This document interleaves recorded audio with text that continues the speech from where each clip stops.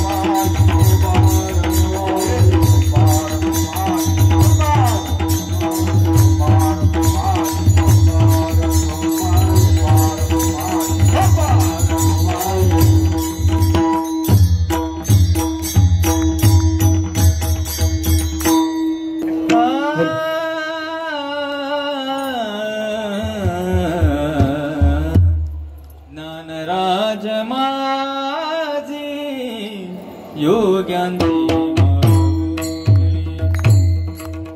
ज्ञानराज माझे योग्यांची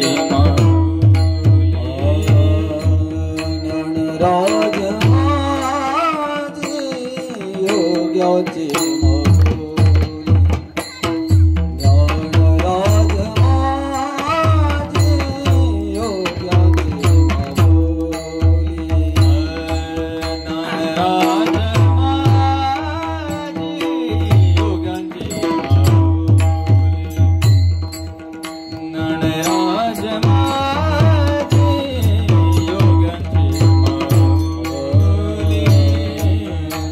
राज माझे योग्याचे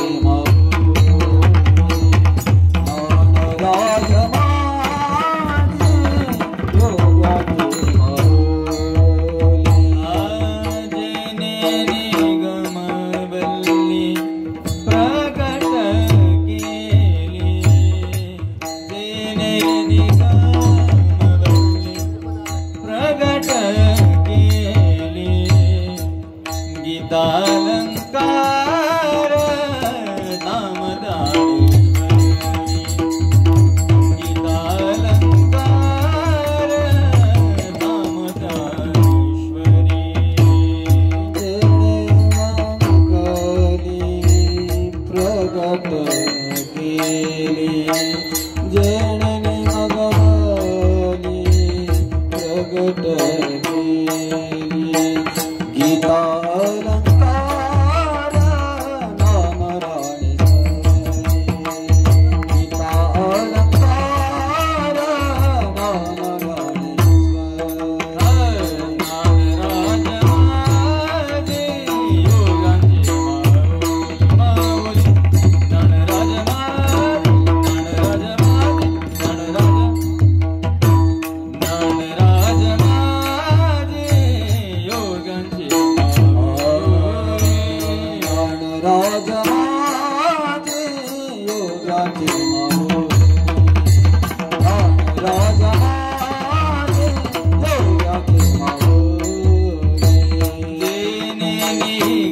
बल्ली प्रकट केली जेने निगम बल्ली प्रकट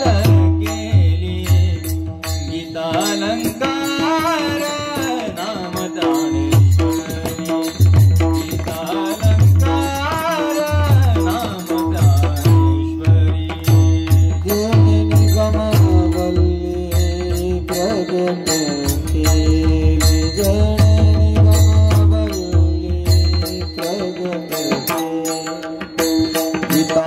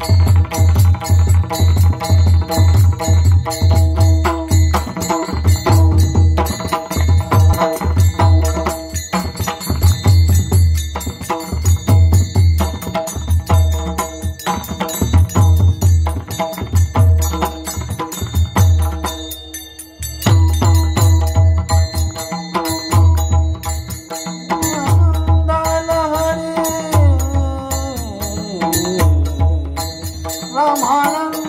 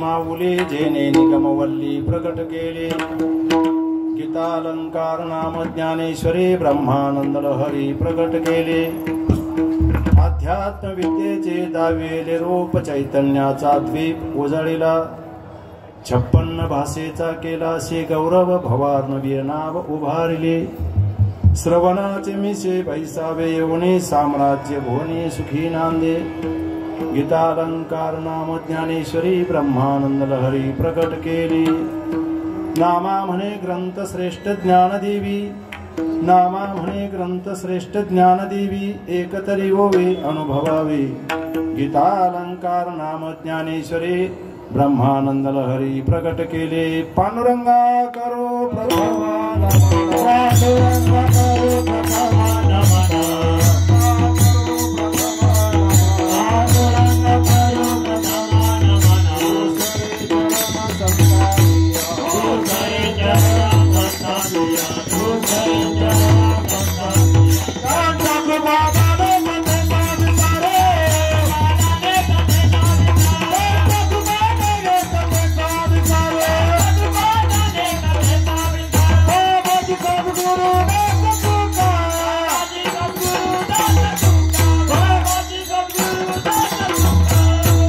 पांडुरंगा करो प्रभवान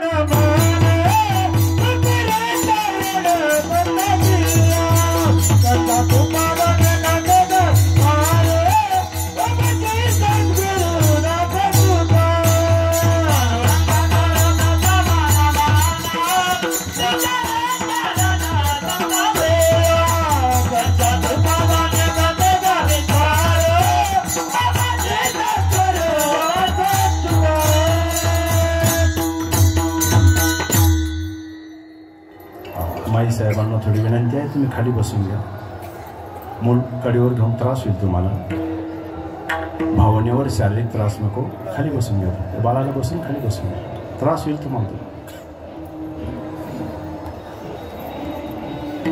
ज्ञानराज माझी योग्यांची माऊली जेने निगमवल्ली प्रकट केली गीतालंकार नाम ज्ञानेश्वरी ब्रह्मानंद लहरी प्रकट केली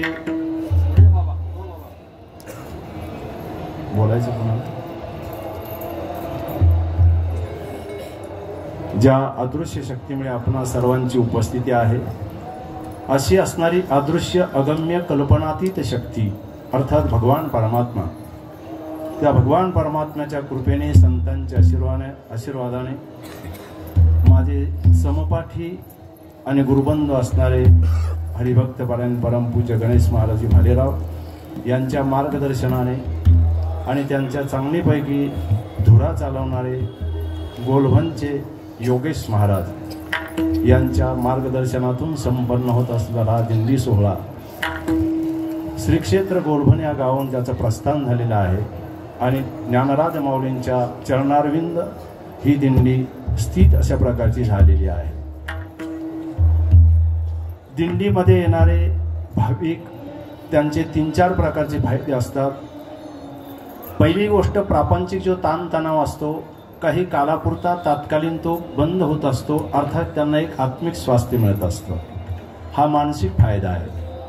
दुसरा शारीरिक फायदा असा आहे, वर्तमान काळामध्ये लोक खंजून भंगून जागेवर पडून निष्क्रिय होतात आणि त्यांच्या शरीरावर हजारो आजारांच्या फौजा तुटून पडतात.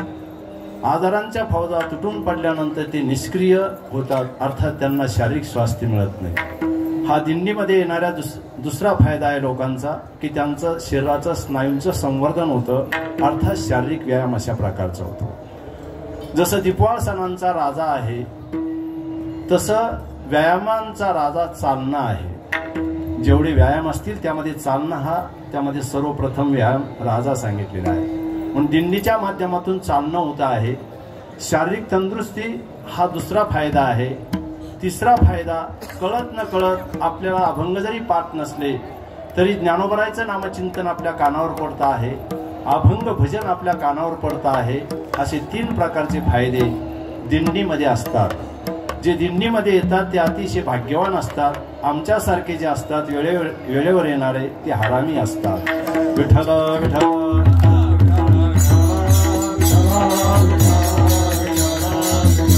हे वास्तव आहे. खरा परमार्थ दिंडी चालकावर आणि दिंडीवर आधारित आहे.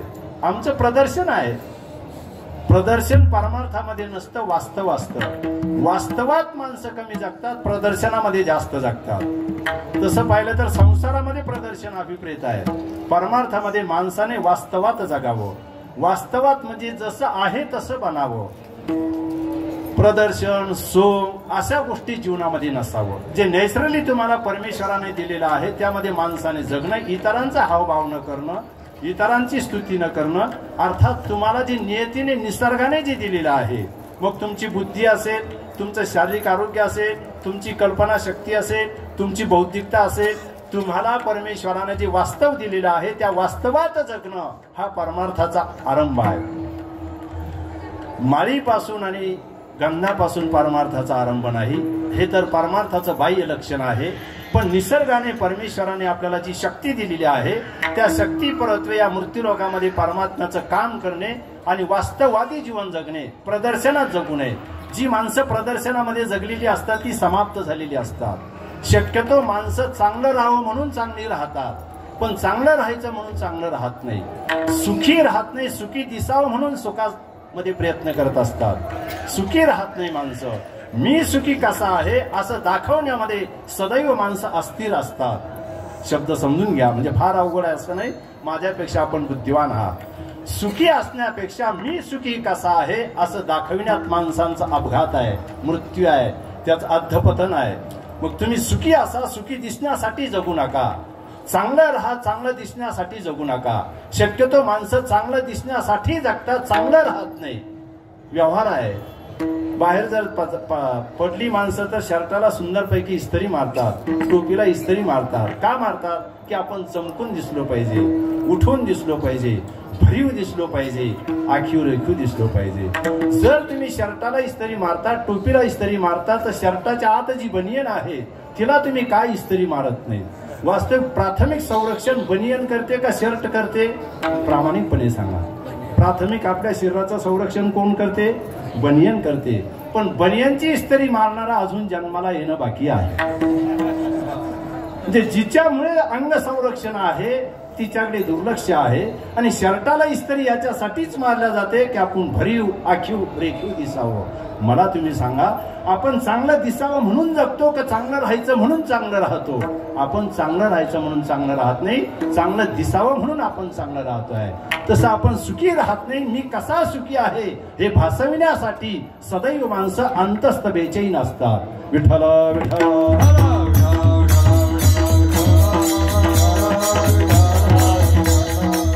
आंतरिक स्थैर्य ही परमार्थातली संपत्ती आहे. आंतरिक स्थैर्य ही परमार्थातली काय आहे? संपत्ती आहे. पण माणसं अंतरातून स्थिर नसतात, बाहेरून स्थिर दिसतात. जसं त्या पाण्यामध्ये बदक असतो बघा, बदक पक्षी आपण बघितलेला असेल. तो पाण्यामध्ये असा गेल्यानंतर असं वाटतं एका जागेवर शांत उभा आहे. त्याची हालचाल आपल्याला दिसत नाही, एकदम शांत दिसत असतो. पण खाली त्याचे जे पाय असतात ते पाणी क्रमण करण्यासाठी इतक्या वेगाने फिरत असतात. कल्पनातीत, कल्पनेच्या पलीकडे त्याच्या पायाची काय असते? गती असते. वरून तो एकदम शांत दिसतो, असं वाटतं जागेवर उभा आहे, पण आतून त्याच्या पायाची गती जबरदस्त असते. तसंच आहे माणसांचं. माणसं वरून शांत दिसतात, वरून सुखी दिसतात, वरून चांगली वाटतात, पण अंतरातून त्या बदकाच्या पायासारखी गती अशा प्रकारची असते. आणि खऱ्या अर्थाने ती गती स्थिर व्हावी याच्यासाठी परमार्थ आहे. अर्थात आंतरिक समृद्धी ही मानवी जीवनाची संपत्ती आहे. बाह्य समृद्धी ही परमार्थावर आधारित आहे. बाह्य समृद्धी सर्वांना अपेक्षित आहे, पण आंतरिक समृद्धीसाठी मात्र कोणाचे प्रयत्न नाही. माणूस अंतरातून समृद्ध असावा. अंतरातून समृद्ध म्हणजे काय? आयुष्यात आणि जीवनात तिरस्कार वृत्ती नसावी, ही आंतरिक समृद्धी आहे. माणसं बाहेरून दिसतात पण आतून तिरस्कार करत असतात. तिरस्कार वृत्ती हे पापाचं प्रतीक आहे. तुम्हाला कोणी सांगितलं मांस करणारेच खानदान पापी असतात? हे त्यांच्यापेक्षा जबरदस्त पापी असतात, कारण ते त्यांच्या जीवनामध्ये नीरस बनलेले असतात. जी माणसं तिरस्कार करत असतात ती व्यक्तिगत आणि सामाजिक दृष्ट्या नीरस बनलेली असतात. त्यांना कशातच रस वाटत नाही. शिक्षक बघितला तरी शिव्या देणार, महाराज बघितला तरी बरं वाटणार नाही, पुढारी दिसला तरी बरं वाटणार नाही. एखाद्या पक्षालाच नावं ठेवणं म्हणजे सकारात्मक जीवन जगत नाही, नकारात्मकच जीवन जगतात. स्वर्ग नरक आपण बघितलेले नाही आणि ज्यांनी बघितले ते सांगायला परत आले नाही. पण स्वर्ग नरकाची व्याख्या माझ्या दृष्टीने आहे का जी माणसं आयुष्यामध्ये सकारात्मक जीवन जगतात ती स्वर्गाचा आनंद घेत असतात, आणि जी माणसं नकारात्मक जीवन जगतात ती माणसं वास्तववादी नरकात अशा प्रकारची असतात. म्हणून स्वर्गीय आणि नरकीय जीवन हे आपल्या हातामध्ये असतं.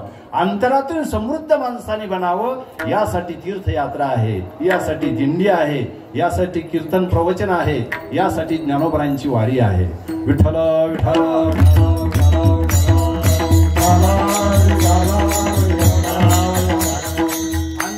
समृद्ध ही परमार्थातला प्रयत्नवाद आहे. बाह्य समृद्धी ही प्रारब्धावर अवलंबून आहे, ती प्रयत्नवादावर नाही. प्रयत्नवाद जरी असेल आणि तुमचं प्रारब्ध जर अनुकूल नसेल तर बाह्य समृद्धी तुम्हाला उपलब्ध होणार नाही. पहिली गोष्ट तर असं आहे, तुम्ही क्षेत्र कोणतेही निवडा, तुम्हाला प्रारब्ध सोडत नाही. तुम्ही परमार्थामध्ये या, प्रारब्ध तुमच्या बरोबर आहे. राजकारणामध्ये जा, प्रारब्ध तुमच्या बरोबर आहे. संसारामध्ये जा, प्रारब्ध तुमच्या बरोबर आहे. प्रारब्धावर मात करण्याची क्षमता परमार्थाच्या माध्यमातून अशा प्रकारची आहे. विस्तार भयास तुम्ही बोलू इच्छिणार नाही. मला हे सांगायचं आहे का बाह्य समृद्धी ही प्रारब्धावर अवलंबून आहे, पण अंतरातली समृद्धी ही परमार्थावर आधारित आहे. वृत्तीमध्ये परिवर्तन, वृत्तीमध्ये बदल हे परमार्थाचं प्रभावी अशा प्रकारचा साधन अशा प्रकारचं आहे. बाह्य समृद्धी सर्वांना अपेक्षित आहे. वाढावे संतान, वाढावे संतान, वाढावे संतान, वाढावे संतान, वाढावे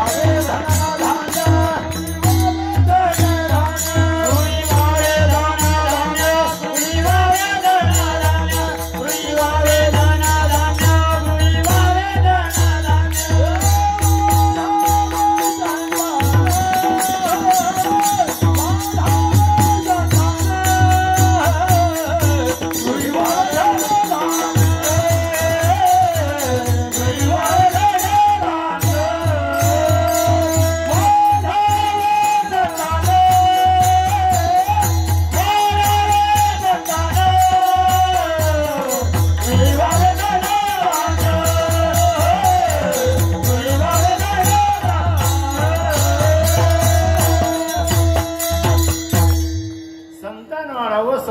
वाढावी, ऐश्वर्य वाढावी, ही नैसर्गिक प्रवृत्ती आहे, त्याला कोणी थांबवू शकणार नाही. निसर्ग नियम आहे. जी माणसं नाटकं करतात ती नाटकी असतात. काही माणसं म्हणत असतात पैशाला कोंबड्या खात नाही, हे नाटक आहे. पण रिक्षामध्ये जर बसला आणि 2 रुपये सुटे नसेल तर रिक्षा बरोबर भांडून मोकळा होतो. आणि तोच काय बोलतो, रिक्षाला आपलं पैशाला कोंबड्या खात नाही. नाटक आहे ते. निसर्गता माणसाची ती काय आहे, प्रवृत्ती आहे, धाव आहे. का धाव आहे, परमात्मा ऐश्वर्य संपन्न असल्यामुळे प्रत्येकाला आपण ऐश्वर्य संपन्न व्हावं असं वाटतं. परमात्मा लक्ष्मीचा मालक असल्यामुळे प्रत्येकाला लक्ष्मीचा मालक आपण व्हावं असं वाटतं. समृद्धी असावी, ऐश्वर्य असावं असं वाटणं दोष नाही, ते स्वभावता आहे. जे म्हणतात ना आम्हाला त्याची गरज नाही, ती नाटकी असतात. अर्थप्रियता ही नैसर्गिक गोष्ट आहे. कोणाला पैसा आवडत नाही? अरे सामान्य माणसाला आवडतो, धनवंताला आवडतो, व्यापाऱ्यांना आवडतो. शास्त्रकार बोलतात कनकम श्रीबाल वृद्धास्तात षण्णानामपि सर्वदा. लहान मुलांना आवडतो, स्त्रियांना आवडतो, पुरुषांना आवडतो. पुढे त्यांनी सांगितलं षडानामपि सर्वदा, म्हणजे जो माणसामध्ये नाही पण माणसासारखा दिसतो असा जो चेक नाक्यावर असतो किंवा टोल नाक्यावर असतो तो माणसासारखा दिसतो, माणसामध्ये राहतो, तरी परंतु तो पैशाची अपेक्षा करतो. आता तुमचा तो कोण आहे तो लक्षात आला असेल. त्याला पैशाची गरज नाही, त्याला मूलबाळ नाही, परिवार नाही. षण्णानामपि सर्वदा. विस्तार माझा जास्त होऊ नये याकरता मला हे सांगायचं आहे की प्रपंच जी गोष्ट आहे ही प्रारब्धावर अवलंबून आहे, पण आंतरिक समृद्धी वा परमार्थाची प्रगती ही आपल्या प्रयत्न वादावर अशा प्रकारची अवलंबून आहे. अर्थात परमार्थामध्ये कष्ट आहे, सायास आहे. सहजासहजी परमार्थ होत नसतो. माणसाची चुकीची कल्पना आहे की परमार्थ हा सहजासहजी होतो, तसं नाही. कारण त्याला काय आहे, लौकिक गोष्टी आहे, पुन्हा अंतरातून विकार अशा प्रकारचे त्रास देतात. बऱ्याच गोष्टी आहेत. सामाजिक त्रास असतो, मानसिक त्रास असतो. जी माणसं कामं करतात त्यांचा तो विषय आहे. सप्ताह करणं, दिंडी चालवणं, धर्मशाळा बांधणं, लोकांना एकत्रित करणं ही साधी गोष्ट नाही. लोकांना एकत्रित करून लोकांकडून परमार्थ करून घेणं हे सुद्धा तप आहे. भजन करणं केवळ तप नाही, लोकांना संग्रही करून सनी त्यांच्यापासून परमार्थ करून घेणं ही सुद्धा साधना आहे. आपण साधनेची व्याख्या वेगळी ठरवलेली आहे. दरवाजा बंद करायचा, मग महाराजांनी माळ जपायची. महाराजांचं माळ जपणं झाल्यानंतर मग लोकांनी दर्शन घ्यायचं, मग त्यांच्या पायावर सफरचंद ठेवायचे, चिकू ठेवायचे. जे चिकू असतात ते चिकू ठेवतात, म्हणजे ते महाराज साधनायुक्त आहे. ते म्हणजे ते आत्मकेंद्रित आहे. लक्षात ठेवा, वारकरी समुदाय हा आत्मकेंद्रित नाही. 2 वर्ग आहे समाज व्यवस्थेमध्ये. एक आत्मकेंद्रित आहे आणि दुसरा बहिर्मुख आहे. बहिर्मुख हा परमार्थ करू शकतो. आत्मकेंद्रित माणसाचा तो विषय नसतो. कुठेतरी पहाडामध्ये जाऊन स्वतःचा उद्धार करतात. पण वारकरी समुदाय तसा नाही. वारकरी समुदाय तुकोबरात भानचंद्र डोंगरामध्ये राहिले, एकांतात राहिले, पण लोकांताचा विचार केला. राहिले डोंगरात, पण मानव जीवनाचा उद्धार होण्यासाठी गाथ्याची निर्मिती केली. त्या गाथ्याची निर्मिती करत असताना नानाविध त्रास त्यांना झाला. आपण हे ऐकिवात आहात. कारण काय आहे, चांगलं काम करणं सुद्धा वाईटच आहे असं माझं मत आहे. आणि ज्याला चांगलं काम करत असताना त्रास सहन करण्याची क्षमता असेल तोच माणूस चांगलं काम करत असतो. चांगलं करणं सुद्धा वाईटच आहे. तुकोबराय चांगलं कीर्तन करत होते, तर त्यांचे शिवबा कासार रोज कीर्तनाला यायचे शिष्य म्हणून, रोजच कीर्तन ऐकायचे.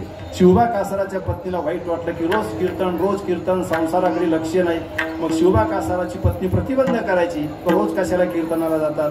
पण कीर्तन प्रभावी आणि प्रासादिक असल्यामुळे शिवबा कासार कीर्तन टाळत नव्हते. पण कीर्तन टाळत नाही, आपले पती आपला ऐकत नाही. मग आता आपण असं करूया, आपले पती ज्यांचं ऐकतात त्यांनाच आपण शासन देऊया, म्हणजे आपले पती कीर्तन ऐकायचं थांबून देतील. म्हणजे न कळे साधूशी दुर्जनाची जी बुद्धी असते ती साधू वृत्तीला अशा प्रकारची कळत नाही. आपल्याला जाणू नये. आपण शिवबा कासाराच्या पत्नीने आग्रह धरला की पतिराज तुम्ही ज्यांचं कीर्तन ऐकतात, प्रासादिक कीर्तन त्यांना आपल्या घरी आणा. शिवबा कासाराला चांगली वृत्ती झाली. आपल्या पत्नीला सद्बुद्धी सुचली. शिवबा कासारांनी तुकोबराकडे आग्रह केला. आमच्या घरच्या मंडळीचा आग्रह चला तुकोबराय. तुकोबराय निघाले. पाहुणचार करायचा. आपल्याला पुढचा इतिहास माहिती आहे. तुकोबराला स्नान करण्यासाठी त्या शिवबा कासाराच्या चांडाळ पत्नीने इतकं गरम पाणी तयार केलं, बोट घातलं तर कातडी भाजून निघेल एवढं गरम पाणी केलं आणि तुकोबरायांच्या अंगावर टाकून दिलं. त्यावेळेस तुकोबराय बोलतात की हे भगवान, असंबंधित असणारी ही स्त्री जळे माझी काया लागला वनवा, जळे माझी काया लागला वनवा, जळे माझी काया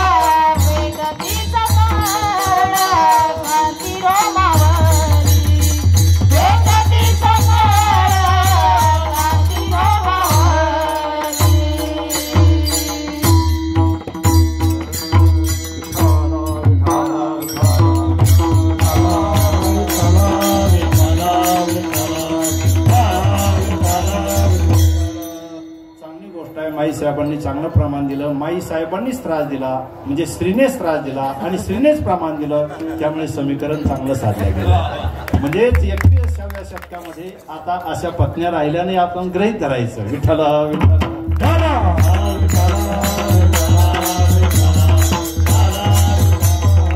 केशी राजा माये बापा. तुकोबरांची चमडी भासती आहे, कातडी भासती आहे. सांगा तुम्ही मला, शिवबा कासाराच्या पत्नीचं काय वाईट केलं होतं? एकच वाईट केलं होतं, कीर्तन चांगलं केलं होतं, हे वाईट होतं.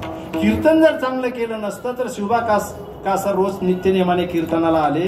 म्हणजे चांगलं करणं वाईटच आहे याचा अर्थ चांगलं करू नये असं नाही. ज्याला म्हणजे प्रतिकार शक्ती आहे, सहन शक्ती आहे, आरोप प्रत्यारोप सहन करण्याची क्षमता ज्याच्यामध्ये असते, तोच माणूस चांगलं करू शकतो. चांगलं काम करणं सुद्धा ही साधना आहे, लक्षात ठेवा. साधनेची व्याख्या सीमित ठेवू नका. चांगलं काम करत होत असणारा जो त्रास असतो, तो त्रास सहन करण्याची ज्यांच्यामध्ये क्षमता असते, ती माणसं महान तपस्वी असतात, लक्षात ठेवा. रुद्राक्षाच्या माळी जपण्यापेक्षा 1000 पटीने माझ्या दृष्टीने ते तपस्वी असतात. पुन्हा एका, चांगलं काम करत असताना त्रास सहन करण्याची ज्यांची क्षमता असते, ती माणसं तपस्वी असतात. तुकोबरांनी चांगलं काम केलं, सर्व संतांनी चांगलं काम केलं, व्यक्तिगत नाही, समाजासाठी, उद्धारासाठी. उद्धाराया जन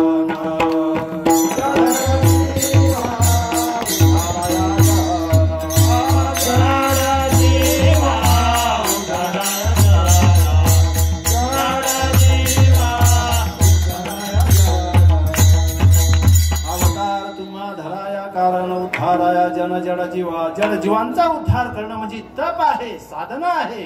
आणि साधना करत असताना ज्या ज्या व्यक्तीचा जसा जसा अधिकार असेल त्याप्रमाणे संतांनी मार्गदर्शन केलेलं आहे. समग्र सृष्टी ही 3 गुणाची साम्य अवस्था आहे, रजोगुण, तमोगुण आणि सत्वगुण. या 3 गुणाच्या व्यतिरिक्त समग्र सृष्टीमध्ये तुम्हाला माणूसच दिसणार नाही. एक तर रजोगुणी असेल, नाहीतर तमोगुणी असेल, तमोगुणी नसेल तर सत्वगुणी असेल. या 3 गुणामध्ये समग्र मानवी सृष्टी समाविष्ट झालेली आहे. म्हणून तर तुकोबरा बोलतात, प्रकाराचे 3 तुका म्हणे केले जग. समग्र जीवन जे आहे 3 प्रकारांनी माणसं आहे. मग 3 प्रकारांनी जर माणसं आहे तर सत्वगुणी जी माणसं असतात ती परमार्थाच्या दिशेकडे वाटचाल करतात. ऊर्ध्वं गच्छन्ति सत्त्वस्था, मध्ये तिष्ठन्ति राजसः. आणि रजगुणी जे असतात ते मध्येच असतात, तमोगुणी जे असतात अधो गच्छन्ति तामसः. निसर्गता माणूस तमोगुणी का रजोगुणी का सत्वगुणी ही निसर्गता बाब असते. तमोगुणी माणसं जर परमार्थामध्ये जर आली ती त्यांनी माळ जरी घातली तरी दिंडीमध्ये भांडणं करतात. जेवण भांडणं करणार, मागच करायला पुढेच करायला, त्याचा दोष नाही, तो निसर्गता त्याची ठेवण काय आहे, तमोगुणी आहे. रजोगुणी जर माणसं परमार्थामध्ये आले ती व्यापारच करतील, माळ तरी विकतील, पुस्तकं तरी विकतील. मी पण रजोगुणीचा आहे, तुमचं कशाला सांगत बसू. गणेश महाराजांनी आम्ही ज्यावेळेस 19 ते 83 या कालखंडामध्ये इथं आळंदीला राहायला होतो. म्हणजे आम्हाला संध्याकाळी जर भाजी नसेल तर 10 पैशाची चटणीची एक पुडी मिळायची.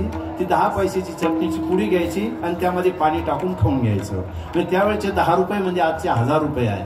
11 रुपयावर आम्ही सप्ते करायचो, पहारा करायचो. योगेश महाराज 4-4 तास आम्हाला पहारा करावा लागायचा. मग एकादशीच्या दिवशी मी काय करायचो, ते ब्राह्मण होते, त्यांना सांगायचो तुम्ही दिवसभर बसून कंटाळतात, 10च्या पुढे माझ्याकडे टेंडर देऊन टाका. मग मी 10 ते 12 बसायचो. मला गणेश महाराजपेक्षा हे 8-8 दिवस सप्ताहाला 11 रुपये मिळायचे, मला एकाच दिवसामध्ये 11 रुपये मिळायचे. म्हणजे रजोगुणी माणसं कुठेही जरी गेले तर ते काय करणार आहे, रजोगुणी परमार्थ करणार आहे. सत्वगुणी माणसं कुठेही जाऊ द्या, घरात असू द्या, दारात असू द्या, जशी वृत्तीची ठेवण असते तशीच माणसं आयुष्यामध्ये जगत असतात. माणसाचा तिरस्कारच करू नका. माणसं बदलत नसतात, माणसं बिघडत नसतात, जशी आहे तशीच असतात. फक्त संपर्कामध्ये काही अंशी ती दुरुस्त होतात. विठ्ठल विठ्ठल.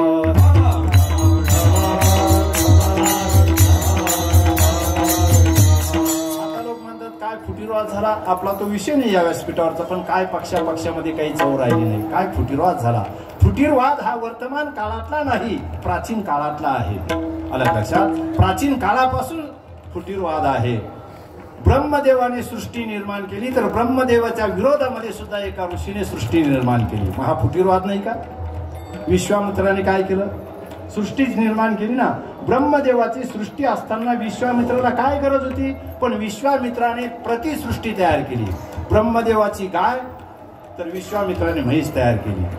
ब्रह्मदेवाचा माणूस तर विश्वामित्राने नारळ सारखा माणूस तयार केला. म्हणजे फुटीरवाद या नैसर्गिक गोष्टी आहे. जगामध्ये या सर्व गोष्टी अटळ असतात, सातत्याने असतात. कारण 3 गुणाची साम्य अवस्था म्हणजे समग्र जग आहे. फक्त आपण आपल्या वृत्तीप्रमाणे परमार्थ करणं हेच त्याचं फलित आहे. जगात तिरस्कार करू नका, वाईट म्हणू नका. रस्त्याने फार काटे असं जर तुम्ही बोंबलत बसला तर तुमचा प्रवास होणार नाही. जोडे घालणे आणि डोळे झाकून चालणे हाच पर्याय आहे. याच्या पलीकडे जगात पर्याय नसतो. विठ्ठल विठ्ठल.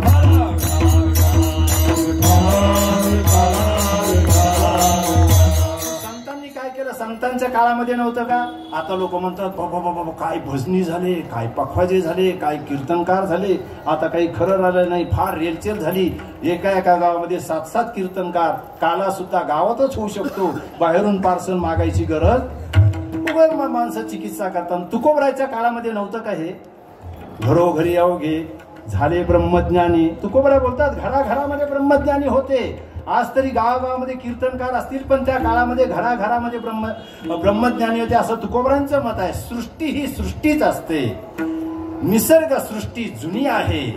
प्रत्येक पिढी ती नव्याने पाहत असते. शब्द समजून घ्या. निसर्ग सृष्टी ही जुनी आहे. प्रत्येक पिढी ती नव्याने पाहत असते. आणि जी पिढी नव्याने पाहत असते त्यांचं आयुष्य ठराविक काळापुरतं असतं. पहिली या बाळदशे बाल्यावस्थेत तर काही विषय नसतो. मग तारुण्यामध्ये तर काही विषय नसतो. आणि जास्तीत जास्त माणूस 80 वर्षापर्यंत जर जगला तर त्याचं 40 वर्ष विना म्हणजे बोगस आयुष्य अशा प्रकारे जात आहे. मग 80 वर्षाच्या माणसाने पाहिलेली सृष्टी तो जर आपल्या दृष्टीने जर बोलायला लागला जगात काही खरं नाही तर याच्या बोलण्याला किती अर्थ आहे तुम्ही मला सांगा. सृष्टी अनादी आहे. अनादी कालापासून आहे. प्रत्येक डोळे नव्याने पाहतात. सृष्टी जुनी आहे. पण येणारे जे नवीन डोळे असतात ते नव्याने पाहत असतात. आता 40 वर्षाच्या मागे जर आपण गेलो तर कीर्तनकाराला जोडपत्र पाठवलं जायचं. गावामध्ये सप्ताह असायचा. सप्ताह संयोजक पत्र पाठायचे जोड की आमच्या गावामध्ये या तारखेपासून तर त्या तारखेपर्यंत सप्ताह आपण अगत्य येण्याचे करावे. ते जोडपत्र कीर्तनकाराला मिळेपर्यंत 8 दिवस निघून जायचे. आणि कीर्तनकार बाहेर फिरत असल्यामुळे त्या कीर्तनकाराच्या ते जोडपत्र हातात पडेपर्यंत 15 दिवस निघून जायचे. आणि त्या गावकऱ्याला त्या पत्राचं उत्तर येईपर्यंत इकडे काला होऊन जायचा. आलं तुमच्या लक्षात? त्या पिढीने ते पाहिलं. आताच्या पिढीने ते शक्य आहे का? 0 मिनिटामध्ये कॉल केल्यानंतर तुम्हाला 5 मिनिटामध्ये 50 महाराज संपर्कामध्ये येऊ शकतात. सृष्टी जुनी आहे मला हे सांगायचं आहे. आणि प्रत्येक पिढीतले नवे डोळे नव्याने पाहत असतात. याचा अर्थ आपण जे पाहिलं तेच खरं आहे आणि मागचं जे आहे ते खोटं आहे असा त्याचा अर्थ नाही. अनादिकालापासून ही सृष्टी आहे. आणि या सृष्टीचा संयोजक नियोजक परमात्मा आहे. कर्तुम अकर्तुम अन्यथा कर्तुम ज्या परमात्म्याची शक्ती आहे त्याची ओळख होण्यासाठी 12व्या शतकामध्ये प्रत्येक जातीमध्ये संत ज्ञानोबरायांनी उभे केले. विठ्ठल विठ्ठल.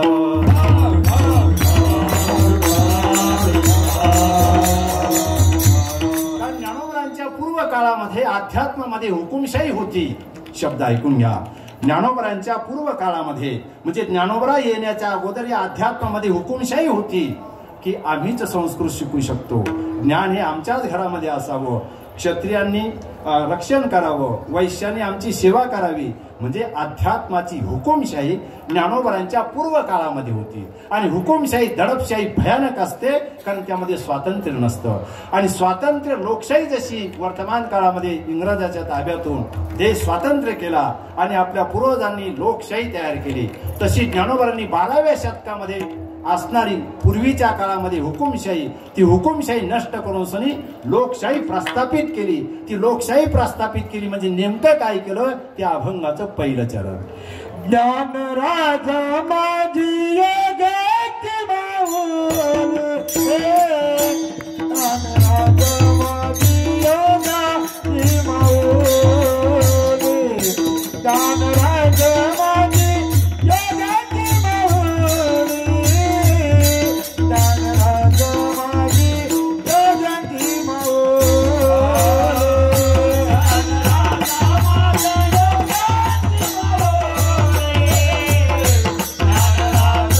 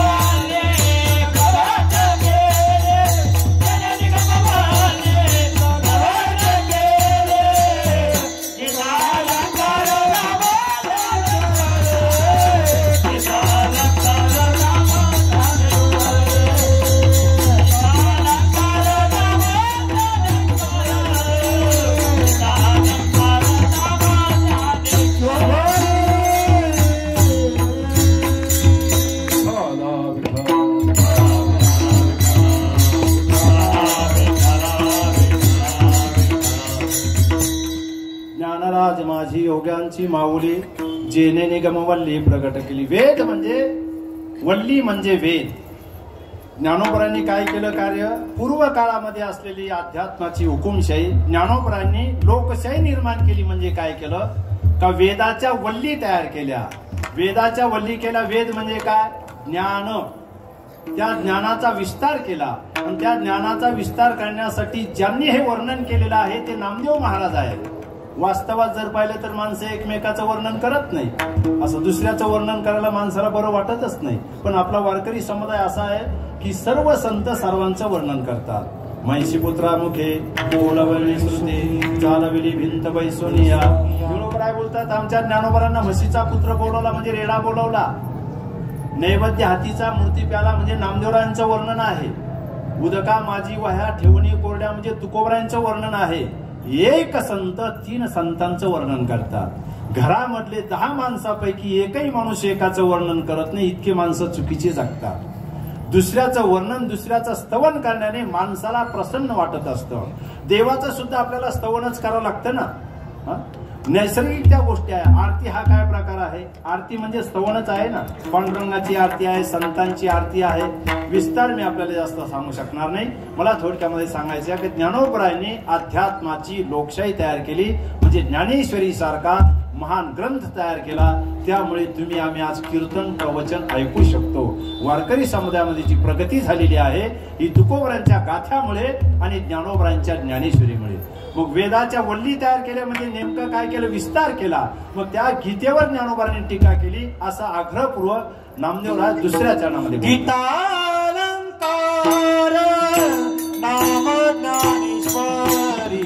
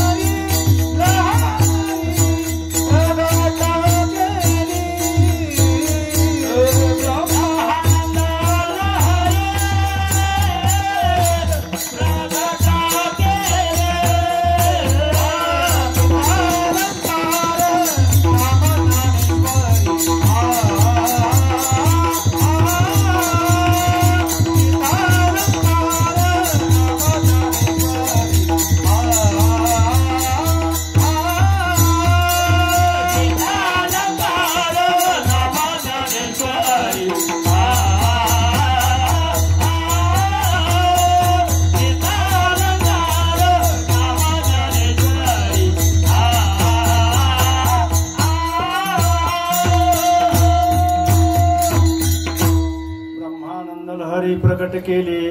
ब्रह्मानंद म्हणजे आनंदाच्या लहरी तयार केल्या. ज्ञानोबरांची एक एक ओवी जर आपल्या जीवनामध्ये जर आपण आचरणात आणली तर मानवी जीवनाचं कल्याण होऊ शकतं. ज्ञानोबरांनी एकाच शब्दामध्ये एकाच ओवीमध्ये असं मानवी जीवनाला प्रोत्साहित केलेलं आहे की तुम्ही या विश्वाचे विश्वस्त आहात. सातत्याने अस्तित्व आपलं नाही एकाच ओवीमध्ये सांगून टाकलेलं आहे. भाराभर ऐकण्याची गरज नसते. थोड्याशा गोष्टींवर सुद्धा माणसाचा उद्धार होऊ शकतो. पण त्या पद्धतीने माणसाने निरीक्षण आणि आत्मनिरीक्षण परीक्षण अशा प्रकारचं केलं गेलं पाहिजे. ज्ञानोबराय बोलतात आयुष्यामध्ये 2 सोहळे आहेत. पहिला सोहळा जन्माचा आणि दुसरा सोहळा मृत्यूचा आहे. जन्माचा सोहळा ज्यांचा झालेला आहे त्यांना मृत्यूचा सोहळा आहे. आणि पुन्हा तिसरी गोष्ट बोलतात की या विश्वामध्ये आपण पाहुणं म्हणून आहोत. पाहे पा शिराच्या गावा जया लागे त्याले पांडवा तो कार्यार्थ वाघवा सांडोनिया. म्हणून आपण शरीररूपी गावाला आलेलो आहोत. गाव म्हटल्यानंतर पाहुणा असतो आणि पाहुणा म्हटल्यानंतर तो सातत्याने न राहणारा असतो. पाहुण्यामध्ये प्रकार असतात. काही पाहुणे ताबडतोब निघून जातात, जास्त काळ राहत नाही कंटाळा येईपर्यंत. बस मधून घरी आल्याबरोबर लगेच जेवण झालं की गाडीचा टायमिंग विचारतात. समजा हा पाहुणा ताबडतोब जाणार आहे. जेवण झाल्यानंतर जर सोफा सेटवर बसला आणि मागच्या महिन्याचा जर पेपर वाचत बसला तर समजा हे न जाणारा आहे. काही पाहुणे तर असे आहेत त्यांना जा म्हणावं लागतं, तुमच्या घरची वाट बघत असतील. मग तो पाहुणा आपल्याला सांगतो त्यांची तुम्हाला काळजी पडली असेल तर आम्ही कॉल करून त्यांनाही बोलून घेतो. असे 3 प्रकारचे दर्जाचे पाहुणे. ज्ञानोबराय वयाच्या 22व्या वर्षी गेले. जबरदस्त पाहुणे, फार काळ जगात राहिले नाही. तुकोबराय वयाच्या 43 वर्षानंतर गेले, फार काळ राहिले नाही. जगद्गुरु शंकराचार्य वयाच्या 32व्या वर्षी गेले. शहाणी माणसं कामापुरतीच थांबतात. राहणं आणि न राहणं आपल्या हातात नाही. आपण जीव आहोत, आपल्याकडे सर्व गोष्टी पारतंत्र्यामध्ये आहेत. पण संत स्वतः सिद्ध असल्यामुळे किती काळ राहायचं आणि कधी जायचं हे त्यांच्या हातामध्ये असल्यामुळे शहाणी माणसं कामापुरतीच थांबतात. माणसाने कामच करत राहावं, सदैव क्रियाशील असावं. निष्क्रियता हे सृष्टीला वाकुल्या दाखल्यासारखं आहे. आपण विघातक आहात. एक साहित्यिक बोलतो आहे, कारण समग्र सृष्टी म्हटलं जे काही आपण खात असतो, पीत असतो, उपभोग घेत असतो तर त्याची निर्मिती आपण केली पाहिजे. निर्मिती न करता जर आपण तसंच खाऊन राहिलो तर आपण या सृष्टीचे विघातक आहात. कारण जी निर्मिती जी आपण खाल्लेलं आहे त्याची निर्मिती कोण करणार आहे? कारण निर्मिती ही पवित्र गोष्ट आहे. भगवान परमात्मा नुसता आईत खाऊ नये किंवा देवळापुरता मर्यादित नाही.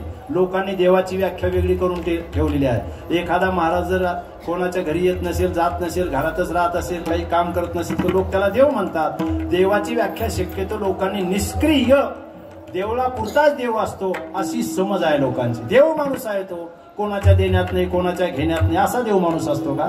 अरे देवाने सृष्टी निर्माण केली, देवाने गायी सांभाळल्या, देव विश्वकर्मा झाले आणि त्याच्या सृष्टीमध्ये जर आपण ऐक खाऊ असाल तर सृष्टीला आणि देवाला वाकुल्या दाखवल्यासारखे आहे. श्रम प्रतिष्ठा ही मानव जीवनाची बैठक असावी. प्रांत कोणताही असू द्या तुमचा, क्षेत्र कोणतंही असू द्या, पण सदैव श्रम करा, सदैव क्रियाशील राहा. निष्क्रियतेला स्थान नाही. निष्क्रियतेला जी आळशी माणसं असतात ती प्राधान्य देत असतात. आपल्याकडे 2 प्रकारची बैल असतात बघा, एक नंदी बैल असतो आणि एक कामाचा बैल असतो. समाज व्यवस्थेमध्ये शक्यतो नंदी बैलाची पूजा केल्या जाते. जो कामाचा बैल असतो त्याला लोक आऱ्या टोचतात, काठ्या मारतात. जो खरा काम करतो त्याला मार देतात. आणि नंदी बैल आयुष्यात शेतामध्ये गेलेला नसतो, खांद्यावर त्याने जू कधी घेतलेलं नसतं. आमच्या माता भगिनी त्याचे पाय धुतात, हळदी कुंकू टाकतात, त्याला ज्वारी काय, बाजरी काय, तांदळाची भाकरी काय, गव्हाची पोळी काय, सुंदर सुंदर पक्वान्न देतात. म्हणजे जो हरामी नंदी बैल कधीच केव्हाच कुठेच गेला नाही त्याची पूजा करतात. आणि जो राब राब कष्ट करतो त्याला आऱ्या टोचतात. तुम्हाला किती आऱ्या टोचत असेल मला माहिती आहे. विठ्ठल विठ्ठल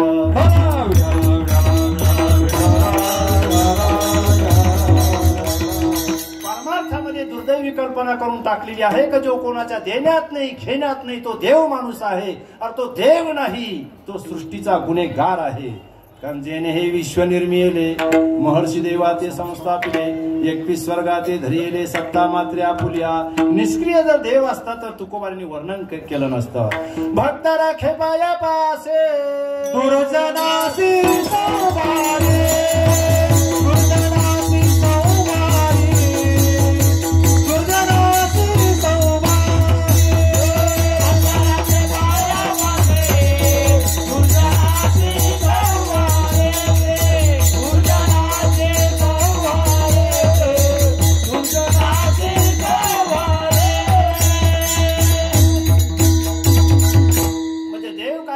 आपल्या लक्षात आहे. पण आपण देवाची व्याख्या चुकीची अशा प्रकारची करून संत सुद्धा बघा, संतांनी तर एवढी कटाक्ष काळजी घेतलेली आहे. परमार्थाच्या नावावर, धर्माच्या नावावर, वैराग्याच्या नावावर, उपरतीच्या नावावर माणसं निष्क्रिय बनणार नाही याकरता स्वतः संत गरज नसताना सक्रिय झालेले आहेत. सांगा तुम्ही सावता महाराजांनी काय केलं? कांदा मुळा भाजी अवघी विठाबाई माझी. म्हणजे जो कांदा चातुर्मास मध्ये काही लोकांना चालत नाही त्याची निर्मिती केली. लसण न खाणारी माणसं आहे त्याची निर्मिती केली. हा प्रकार काय आहे? तो प्रकार असा आहे, ज्या ज्या गोष्टी लोक उपयुक्त असतात त्याची निर्मिती करायची असते. आणि एकच गोष्ट सर्वांना उपयुक्त असते अशी निसर्ग व्यवस्था नाही. उपयुक्ततेची निर्मिती करणं हे खऱ्या माणसाचं काम असतं. मग निर्मिती हा प्रसाद आहे. म्हणून मला हे सांगायचं आहे की सावता महाराजांकडे जर बघितलं श्रम प्रतिष्ठा किती आहे. त्या श्रम प्रतिष्ठेच्या माध्यमातून विश्वात्मक परमात्मा पंढरपूर सोडून त्यांच्या शेतामध्ये येऊन उभा राहतो आणि सांगतोय सावता महाराज, पाय ठेवायला जागा नाही, शेती थोडी पण चारही कोपरे बागाई, पाय कुठे ठेवू सांगा सावता महाराज. त्यावेळेस सावता महाराज बोलतात, अरे बाबा मी तर विश्वस्त आहे, मी तर निमित्त आहे, समग्र सृष्टी तुझीच आहे, तुला पाय ठेवायला जागा नाही, माझी परीक्षा कशाला घेतो, माझी टेस्ट कशाला घेतो, माझी चव कशाला घेतो. तुला जर माझी टेस्ट आणि चव घ्यायची असेल तर मी पण महान भक्त आहे, मी पण श्रम प्रतिष्ठेला स्थान दिलेलं आहे, तुला जागाच नाही ना, बस माझ्या हृदयामध्ये. बसण्यासाठी काय केलं सावता महाराजांनी, घास कापण्याची जी विळी होती ती विळी बेंबीपाशी लावली आणि पूर्ण टर दिशी पोट फाडून काढलं आणि सांगितलं देवाला बसा. साठविला हरी जे हृदय मनोरमे. तुमच्यापैकी जर कोणी माळी असेल तर उद्या शेतामध्ये असा प्रयोग करू नका, पोट फाडणे, बसून राहणे. आम्ही वारी केलेली आहे, तुम्ही मरून जा, देव बसणार नाही. बरं, कोणाचाही कोणी प्रयोग करत नसतो. मोठी माणसं समाजाला परवडत नसतात, ती सांगायला परवडत असतात. मोठी माणसं समाजाला परवडत नाही, ती सांगायला परवडत असतात. जसं बरे झाले देवा, निघाले दिवाळे, बरे या दुष्काळे पिढा गेली, सांगायला परवडतं. प्रॅक्टिकल जीवनामध्ये हे परवडत नाही.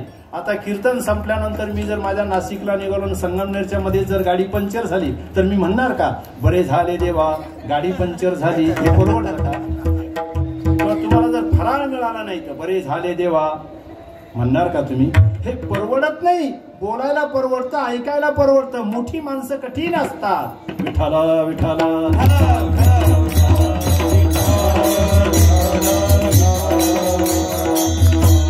गुणगावा असा आहे की ज्या क्षेत्रामध्ये, ज्या स्तरामध्ये, ज्या प्रांतामध्ये माणसं असतात ती क्रियाशील असावे. वारकरी समुदाय हा क्रियाशीलतेचा पुरस्कर्ता आहे, प्रयत्नवादाचा पुरस्कर्ता आहे, निष्क्रियतेचा पुरस्कर्ता हा वारकरी संप्रदायाला आहे. पण लोकांचा जर गैरसमज असेल तर त्यांचा तो अज्ञानाचा प्रकार आहे. आले भागा ते करीतो, नाम तुझे उच्चारितो, त्यांना करायची गरज नसते. पण काय असतं, यद्ददाचरती श्रेष्ठ तप्त देवे तरो जनहा. येत वडील जे जे करती तया नाम धर्म ठेवती, तेच येत अनुष्ठिती सामान्य सकळ. मोठी माणसं जसं वर्तन करतात तसं छोटी वर्तन करतात. म्हणून मोठ्याने बिघडू नये, संतांनी बिघडू नये, निष्क्रिय होऊ नये, याकरता संतांनी काळजी घेतलेली आहे. ज्ञानोबरांनी ज्ञानेश्वरी सारखा महान ग्रंथ प्रस्थापित केला. समकालीन पंडितांनी किती ज्ञानोबरांना त्रास झाला असेल. ज्या क्षेत्रामध्ये आज आपण ज्ञानोबराच्या दर्शनासाठी हजारो नव्हे लाखो लोक मिस कॉल न देता, न बोलवता या ठिकाणी दाटीवाटीमध्ये बसतात, प्रतिकूलतेमध्ये बसतात. ज्ञानोबरांचा आग्रह नाही तुम्ही माझ्याकडे या, पण ज्ञानोबरा असताना मात्र कोणीच आलं नाही. पाठीवर पोळ्या मांडे भाजावी लागली. ब्राह्मण लोकांनी संन्यासीची मुलं म्हणून या स्थळी, याच ठिकाणी छळ अशा प्रकारचा केला.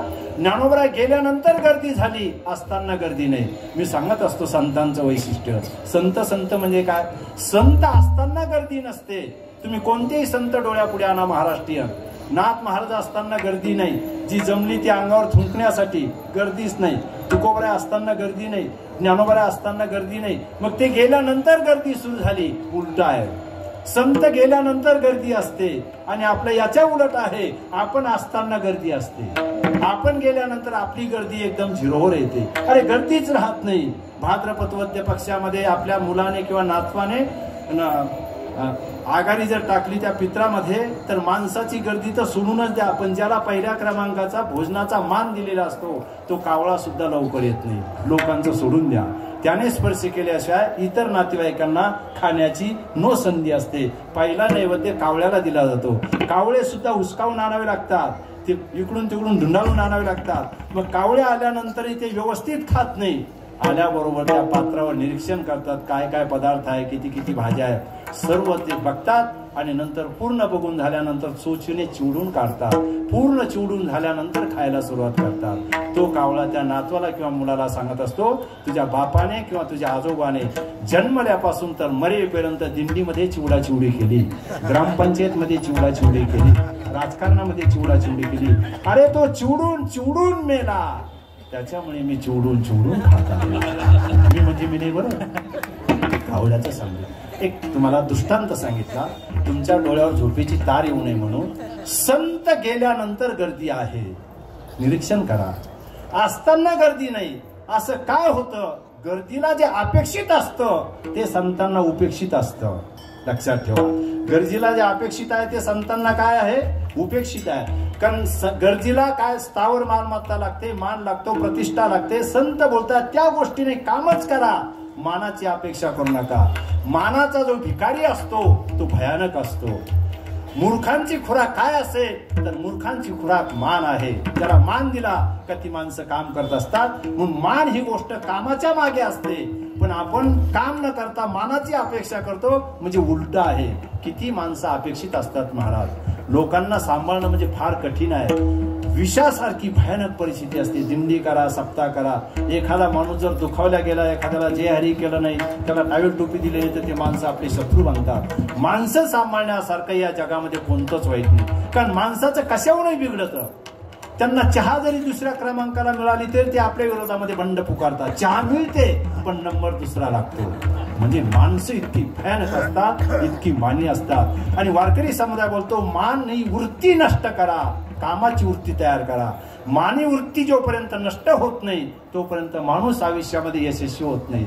लग्न समारंभामध्ये बघा ना तुम्ही, त्या लग्न पत्रिकेमध्ये नावं टाकल्या जातात सर्व भाऊबंदाचे. आणि चुकून एखाद्याच्या नावाचा काना जरी चुकला तो प्रिंटचा दोष असतो, प्रेसवाल्याचा दोष असतो. नाव असतं पण त्याच्या नावाचा काना बरोबर नसतो.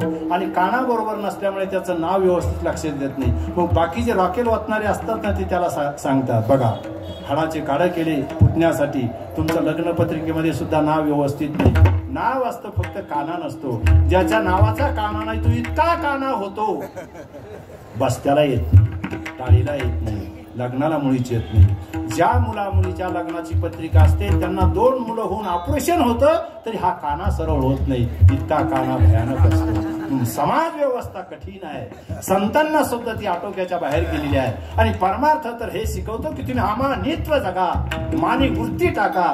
मानी वृत्ती म्हणजे हार, गळ्यामध्ये हार न टाकून घेणे याला अमानित्व म्हणत नाही. अमानित्व ही वृत्ती आहे. अरे 1 हार पडू दे नाही तर 50 पडू दे नाहीतर काही होऊ दे, मला काहीच फरक पडणार नाही. अमानित्व वृत्ती आहे, ते प्रदर्शन नाही. माणसं अमानित्वाचं प्रदर्शन करतात, ही शोकांतिका आहे. अंतस्थ ती वृत्ती अशा प्रकारची आहे. आणि त्यामधून आपल्याला ज्ञानोबरांच्या जीवनामध्ये या सर्व गोष्टी अशा प्रकारच्या दिसत आहेत. 12व्या मध्ये बघा, तुल्यनिंदा स्थिरमौनी संतुष्ट येन केनची ज्ञानोबरांनी भारदार पूर्व वर्णन केलेलं आहे. म्हणून ज्ञानोबराय बोलतात बाबा आपण या देहरूपी गावाला आलेलो आहोत. आपलं सातत्याने वास्तव्य नाही, आपण पाहुणा आहोत. काही कालापुरते पाहुणे अशा प्रकारचे आहोत. जगामध्ये आपण पाहुणं म्हणून राहायचं असतं, मालक म्हणून राहायचं नसतं. कारण मालक म्हणून राहणं वेगळं आणि पाहुणं म्हणून राहणं वेगळं, यामध्ये फरक आहे. ज्ञानोबरांची एकच वेळी तुम्हाला सांगितलं मी का जगात पाहुणं म्हणून राहा, मालक म्हणून राहू नका. मालक म्हणून राहिलं तर चूक आहे, पाहुणं म्हणून राहिलं तर त्रास होत नाही. पण पाहुणं म्हणून तुम्ही आले, मालक म्हणून राहायला लागले तर मग ती विकृती आहे ना. एकाकडे पाहुणे आले, पाहुणे आल्यानंतर जेवण वगैरे झालं. त्या मालकाने सांगितलं काळजी करू नका, तुमचंच घर समजा, काही काळजी करू नका, भरपूर जेवा, लागेल कपडे ते अंगावर घ्या, तुमचंच घर समजा. आता समजण्यापुरतं राहण्यापुरतं समजा का त्याचा मालकाचा आहे, ते मालक, तो मालक नसतो.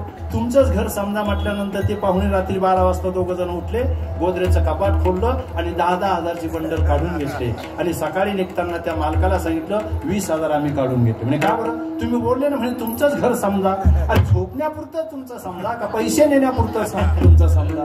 समजणे आणि असणे यामध्ये फरक आहे ना.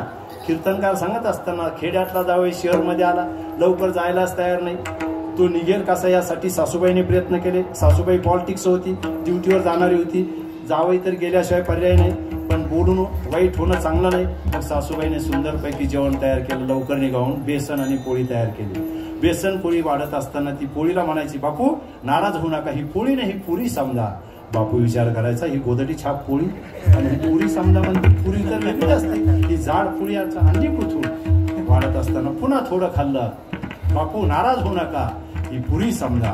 बरं इथपर्यंत ठीक आहे, पोळीला पुरी समजा. रटाळ बेसन टाकलं डिश मध्ये आणि त्या रटाळ बेसनाला ती सासूबाई म्हणायची बापू नाराज होऊ नका, हे श्रीखंड समजा. बापू म्हणे श्रीखंड तर मी रोज खातोय घरामध्ये, श्रीखंड येणं आणलंय कुठून, समजा समजा काय सपाटा लावला.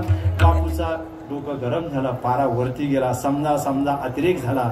बापूने बाई मागं सरवली आणि एक सासूबाईच्या कानामागे लावली, मामी नाराज होऊ नका, मामाने मारली समजा. जी सासूबाई गेली राहून परत आली. समजणे आणि असणे फरक आहे ना. तसं आपण पाहुणा म्हणून राहा, विश्वस्त म्हणून राहा. आणि 2 सोहळे आपले फिक्स आहे. 50 वर्षापूर्वी या ठिकाणी आपल्यापैकी एकही नव्हता, लक्षात ठेवा. आणि येणाऱ्या पुढच्या 50 वर्षानंतर जेवढ्या आपण आहो माझ्यासह तुम्ही आपल्यापैकी एकही नसणार, दुसरेच असणार. ते आपल्याला दिसणार नाही आणि आपण त्यांना दिसणार नाही. कारण सृष्टी अत्यंत क्रूर आणि कठोर आहे. ती कोणाला जगात थांबू देत नाही. विठ्ठल विठ्ठल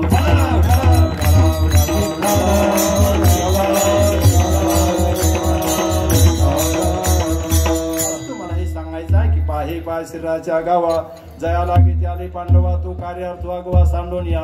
महान असलेली ज्ञानेश्वरी 9,500 ओव्या आहे. 9,500 ओव्या 9,033. त्यापैकी 4,500 दृष्टांत आहे आणि 4,500 सिद्धांत आहे. कारण सिद्धांत पटण्यासाठी त्या सिद्धांताला उपयुक्त दृष्टांत द्यावा लागतो. म्हणून 4,500 दृष्टांताने मानवी समाजाची आंतरिक समृद्धी आणि अध्यात्माच्या दिशेला तो कसा वाटचाल करीत याकरता हा ज्ञानेश्वरी ग्रंथ ज्ञानोबरांनी तयार केला. हे ज्ञानोबरांचं महान कार्य आहे. रेडा बोलवला गौण आहे. ज्ञानोबरांनी एक रेडा बोलवला असेल, पण वारकरी शिक्षण संस्थेमध्ये आतापर्यंत अहवालानुसार 42,000 कीर्तनकार बाहेर पडलेले आहेत. सर्वच फिरत असतील असा माझा दावा नाही, पण प्रशिक्षण घेऊन 42,000 कीर्तनकार 4 वर्षे पूर्ण करून बाहेर पडलेले आहेत. ज्ञानोबरांनी तो एक रेडा बोलवला, म्हशीचा पुत्र. त्या गोष्टी गौण आहे, तो चमत्कार आहे. पण आमच्यासारखे हजारो रेडे ज्ञानोबरांनी बोलवले. ही ज्ञानोबरांची आध्यात्मिक क्रांती आहे. विठ्ठल विठ्ठल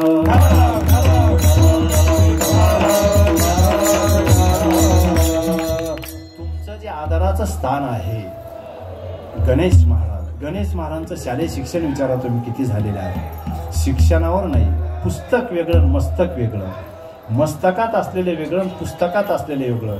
त्यांनी सेवाभावाच्या माध्यमातून एवढी वास्तू उभी केलेली आहे असं माझं मत आहे. कीर्तन फार प्रभावी करतात असं नाही, गायनाचं अंग आहे असंही नाही, पण श्रमाच्या आणि सेवेच्या माध्यमातून माणसं घडवली.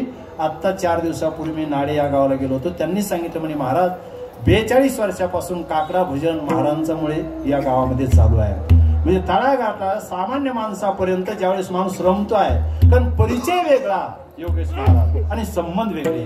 कीर्तनकाराचे परिचय असतात पण संबंध नसतात. जे सेवाभाव करतात त्या माणसाचे संबंध तयार होत असतात. संबंध गरजेचे आहे, परिचय गरजेचे नाही. परिचय तर नटीचा पण असतो, परिचय तर नटाचा पण असतो. येऊ द्या बरं नटाला तुमच्या गावामध्ये कोणी चहा पाहिजे तर बापाची शपथ, परिचय आहे. पण चहा पाहिजे का? माणसाने संबंध प्रस्थापित करावे. परमार्थासाठी जी माणसं संबंध प्रस्थापित करतात आणि संबंध प्रस्थापित करण्यासाठी सेवाभाव असावा लागतो. अर्थात एवढी मोठी वास्तू आणि एवढा मोठा समाज. जर कधी 81चा काळ पाहिलं तर आमचे गणपतीराव एकदम साधे सिंपल. आम्ही त्यांना गणपती बाप्पाच बोलायचो. आलं लक्षात? मी तरी तुम्हाला माझ्या बोलण्यावरून वाटेल का मी किती शिकलेला असेल. मी फक्त 4थी मधून 5वी मध्ये 2 महिने गेलेला आहे. 5वीचा वर्ग सुद्धा पूर्ण केलेला. पण ही जी प्रभावी शक्ती जी माणसाला तयार होते, प्रभावी जे कीर्तनकार तयार होतात, अशी अज्ञान असलेले रेडे बोलवण्याचं काम ज्ञानोबरांनी उभ्या महाराष्ट्रामध्ये केलेलं आहे. प्रत्येक माणूस आपापल्या परीने पारमार्थिक काम करतो. ही ज्ञानोबरांची कृपा आहे. हा आध्यात्मिक चमत्कार आहे. ही वारकरी समाजाची वैचारिक क्रांती आहे. जसं अर्थक्रांती आहे, धान्याची क्रांती आहे, समृद्धी आहे, तशी वारकरी समाजामध्ये क्रांती करण्याचं काम ज्ञानोबरांनी केलं. ठीक आहे, ज्ञानेश्वरी ग्रंथ आहे, आम्हाला पटलं आहे. ती ज्ञानेश्वरी ग्रंथ आमच्यासाठी आहे. पण या ज्ञानेश्वरी ग्रंथाचा विषय काय आहे? ग्रंथ भरपूर आहे. श्लोकार्धेन प्रवक्ष्यामि यदुक्तम ग्रंथ कोटिभि ब्रह्मसत्याम जगन्मिथ्या जीव ब्रह्मैवना परहा. कोट्यावधी ग्रंथ आहे वेदांत शास्त्रामध्ये. फक्त 2 सिद्धांत पटण्यासाठी, जीव ब्रह्मैवना परहा. जीव आणि ब्रह्म एक आहे हे पटण्यासाठी कोट्यावधी ग्रंथाची निर्मिती वेदांतामध्ये आहे. मग कोट्यावधी जर ग्रंथ आहे, हे ज्ञानोबरांचा ग्रंथ असेल तर या ग्रंथाचा विषय काय आहे ते नामदेवराज 3ऱ्या चरणामध्ये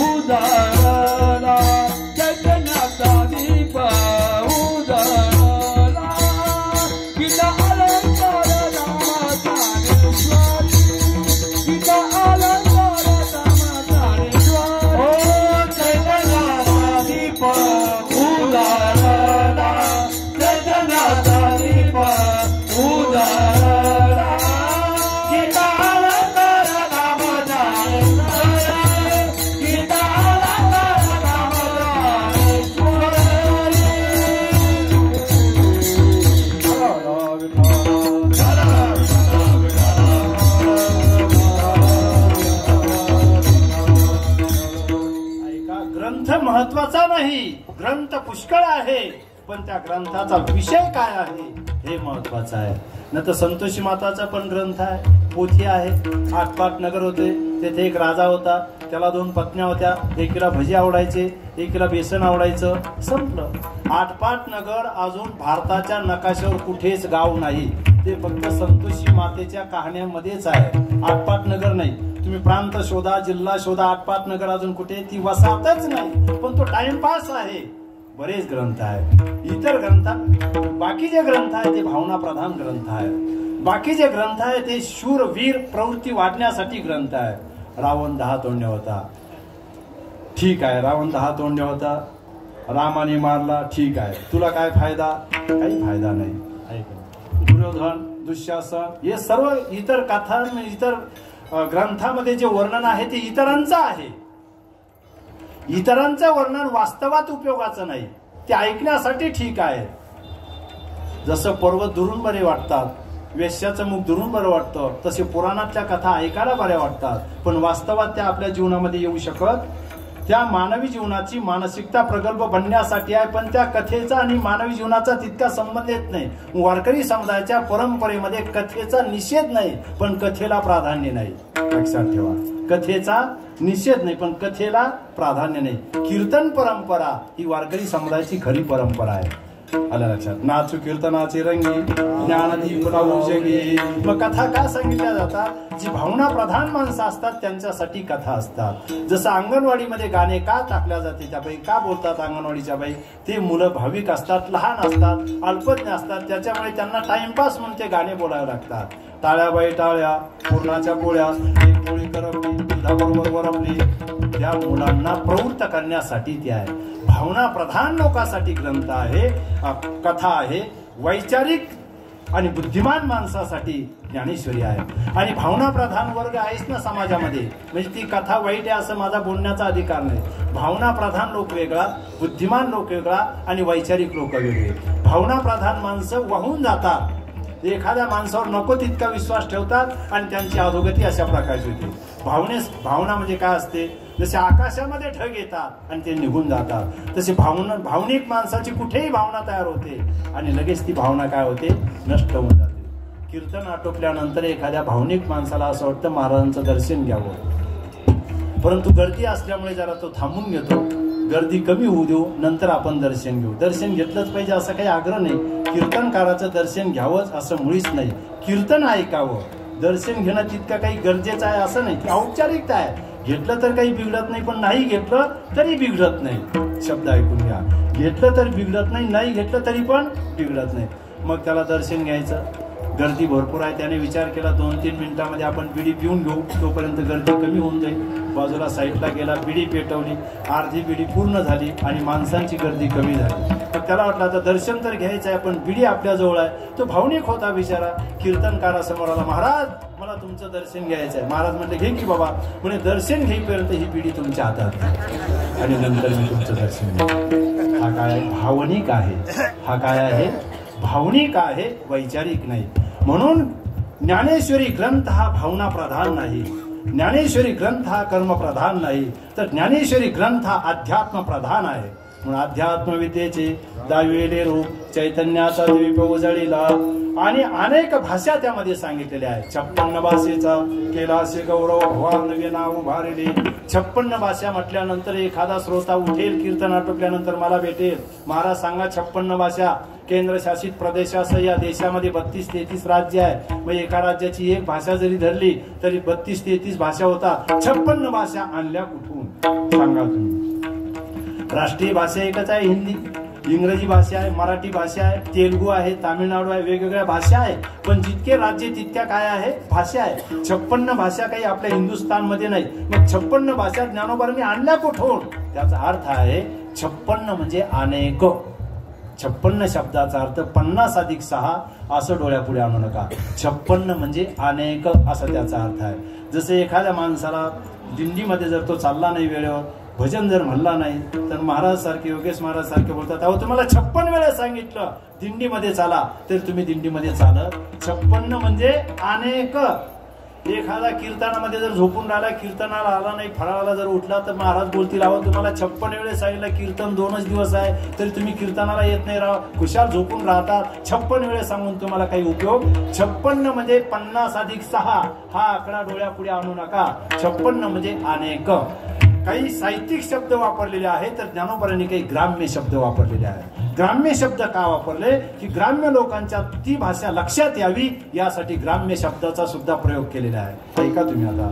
म्या बोलविल्या वेद बोले, म्या चालविल्या सुरू चाले, म्या हलविल्या प्राण हले जे जगाते चाळीता. या ओवीचा अर्थ तुम्ही डोळ्यापुढे आणा. या ठिकाणी मीला म्या म्हटलेला आहे. खरा पुस्तकी शब्द मी आहे का म्या आहे? बोला ना, मी आहे. पण मीला म्या का म्हणतात ज्ञानोबा? मराठवाड्यामध्ये म्या शब्द आहे. तुमच्या परिसरामध्ये आहे की नाही मला सांगता येणार नाही, पण मीला म्या म्हणणारे लोक महाराष्ट्रामध्ये निम्मे आहे जवळजवळ. आमच्या मराठवाड्यामध्ये म्या खाल्लं, म्या पाहिलं, म्या केलं म्हणजे मीला म्या म्हणणारे आहे. मग मीला म्या म्हणणारे जे आहेत त्यांना सुद्धा माझी ज्ञानेश्वरी कळावी म्हणून मीच्या ऐवजी म्या शब्द वापरलेला आहे.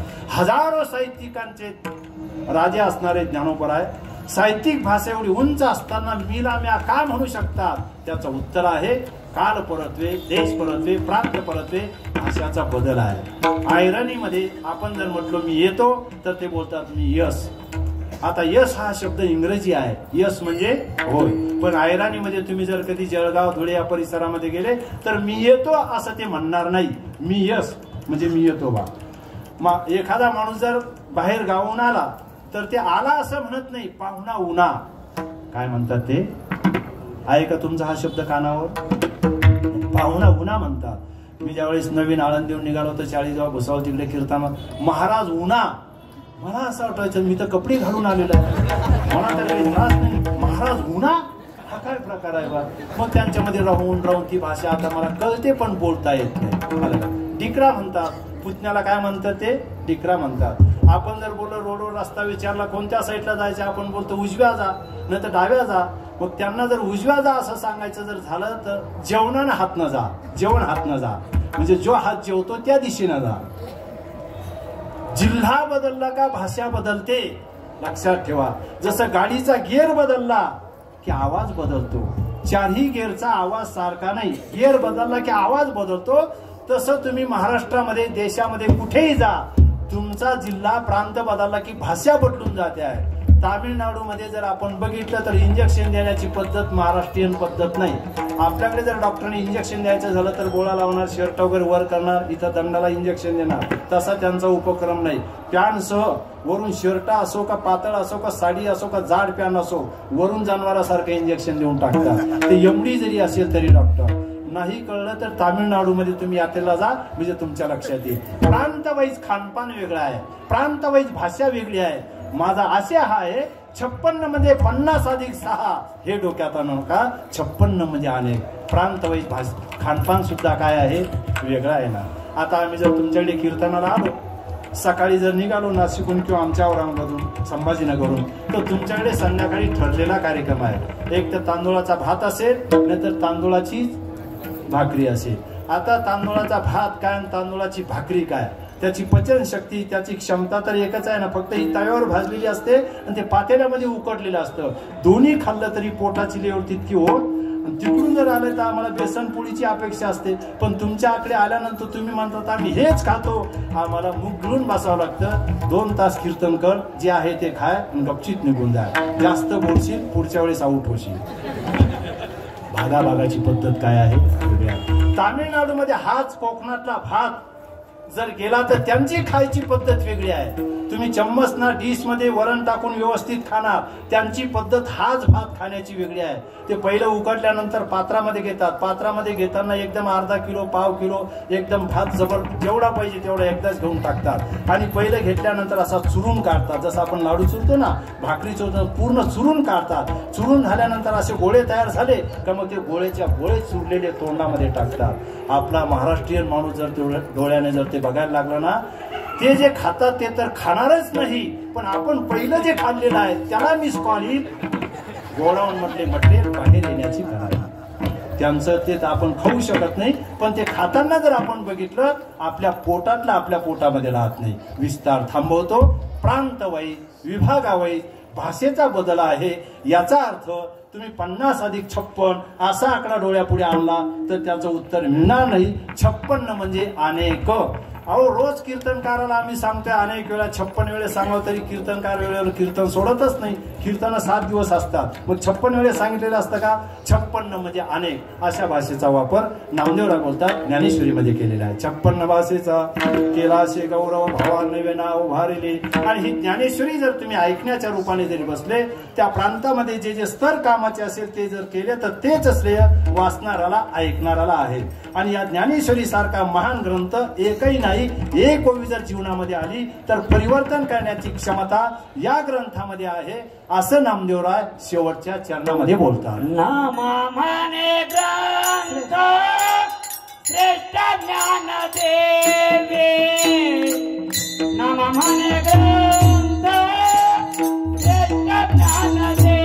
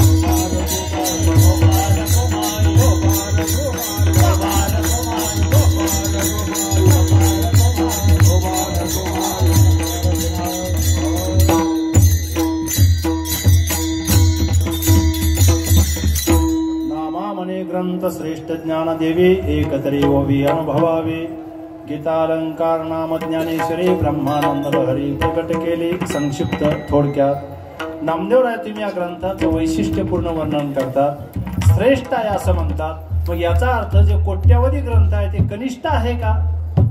तुमचाच ग्रंथ जर श्रेष्ठ आहे तर बाकी कनिष्ठ आहे का? मग या ठिकाणी उपेक्षा तुम्ही केलेली आहे का इतर ग्रंथाची? इतर ग्रंथ गीतेसारखा ग्रंथ आहे, 4 वेद आहे, ते तर प्रभावी ग्रंथ आहे. मग तुमचाच ग्रंथ श्रेष्ठ तुम्ही म्हणतात, याचा अर्थ तुम्ही इतर ग्रंथाला कनिष्ठ असं म्हणता. कारण एकाशी वंदिता भले दुजियाशी सहज निंदिले. एकाचं जर वर्णन केलं तर दुसऱ्याची सहजरित्या काय होते? निंदा अशा प्रकारची होते आहे. मग ज्ञानेश्वरीच ग्रंथ श्रेष्ठ आणि इतर ग्रंथ कनिष्ठ आहे का? नामदेवराय बोलतात ते कनिष्ठ आहे असं मी म्हणत नाही, पण इतके श्रेष्ठ आहे असं मात्र नाही. ते कनिष्ठ आहे असा माझा दावा नाही, पण या ग्रंथ इतके ते श्रेष्ठ नाही. व्यवहारात सांगतो म्हणजे आपल्या लक्षात येईल. आपण सर्व कीर्तनाला आलात, पुढे बसल्यात, चांगली गोष्ट आहे. पण कीर्तनामध्ये आल्यानंतर जर येऊन झोपले तुम्ही, 20% लोक, 10% महिला आणि 10% पुरुष कीर्तनामध्ये जर येऊन झोपले आणि 80% लोक जर कीर्तन ऐकत असेल, मग हे झोपले ते श्रेष्ठ आहे का कनिष्ठ आहे? बोला ना. कीर्तनात येऊन झोपणं श्रेष्ठ पण आहे का कनिष्ठ पण आहे? कनिष्ठ पण नाही. ते कनिष्ठ कसे नाही ते आता ऐका. जे बाहेर गप्पा मारत आहे, कुठेतरी फिरत आहे, त्यांच्यापेक्षा कीर्तनात येऊन झोपले म्हणजे ते बरे आहे. पण जे ऐकतात त्यांच्यातले बरे नाही, त्यांच्यातले ते बरे आहे. म्हणजे ते वाईटातले बरे आहे, बऱ्यातले बरे नाही. कळलं का तुम्हाला? जे इथे येऊन झोपले ते सुद्धा चांगलेच आहे ना. तिकडे तमाशाकडे गेले असतील काही भाविक, ते अति भाविक असतात, ते ऑर्डिनरी भाविक नसतात.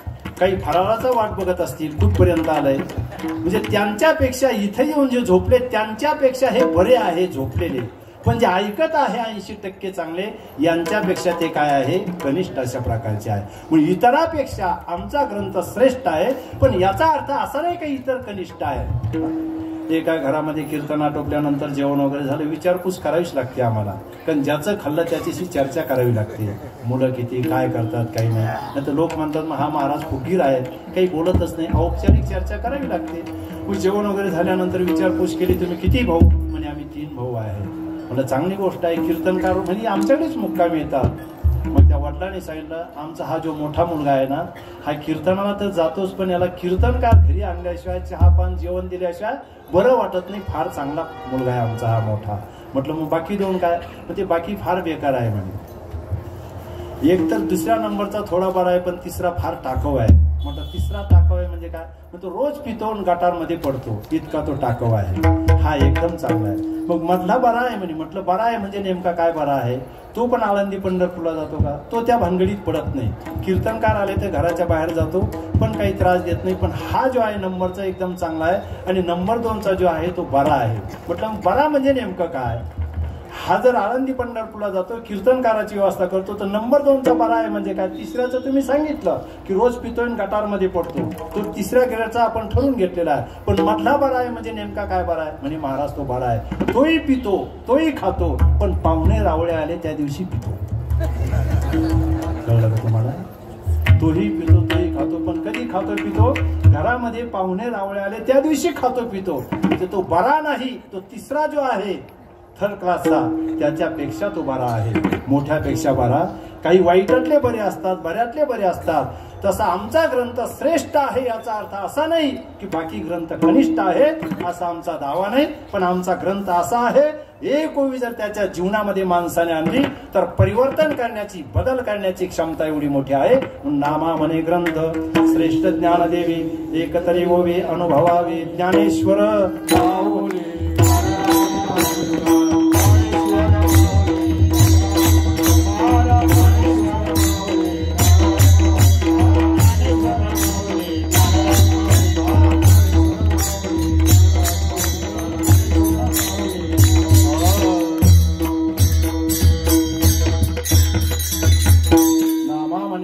श्रेष्ठ ज्ञानदेवी एकतरी ओवी अनुभवावे गीतालंकार नाम ज्ञानेश्वरी ब्रह्मानंद लहरी प्रकट केली. पवित्र दिनी पवित्र स्थानी माझे गुरुबंधू हरिभक्तपरायण गणेश महाराज हे मोठ्या आग्रहास्तव मला या ठिकाणी बोलवतात.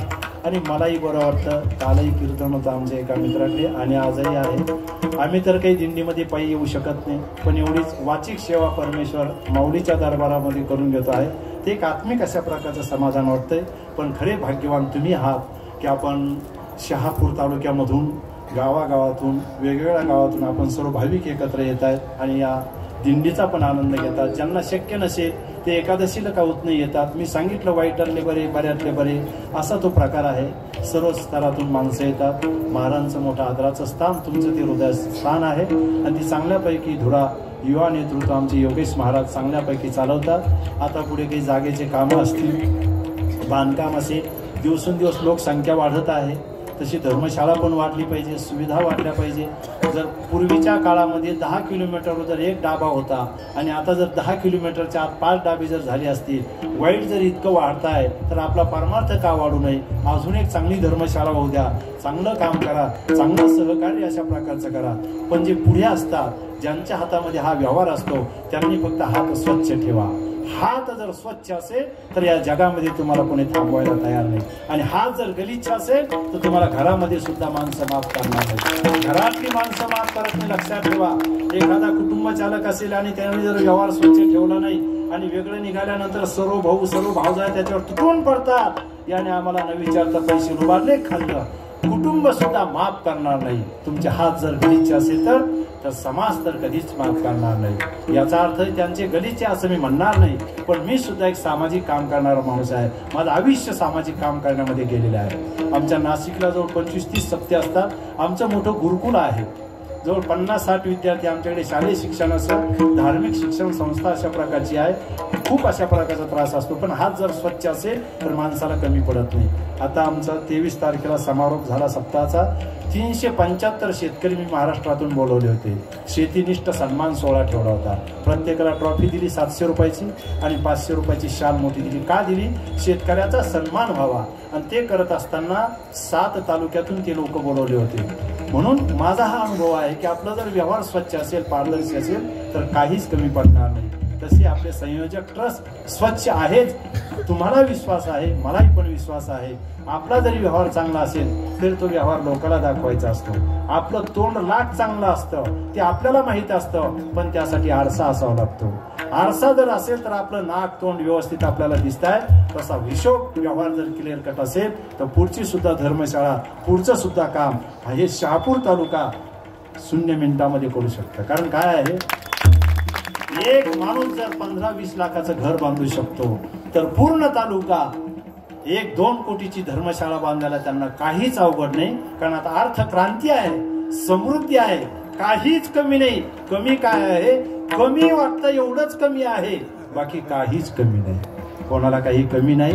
सहकार्य करा, दिंडीमध्ये राहा, आपल्या परमार्थाची प्रगती करा, सर्वांनी एकमेकाला सहकार्य करा, तिरस्कार वृत्ती नष्ट करा. ज्ञानोबरायांच्या दरबारामध्ये आपण आलेलो आहोत की भेदाभेद भ्रम अमंगळ, विष्णुमय जग वैष्णवांचा धर्म, भेदाभेद भ्रम अमंगळ.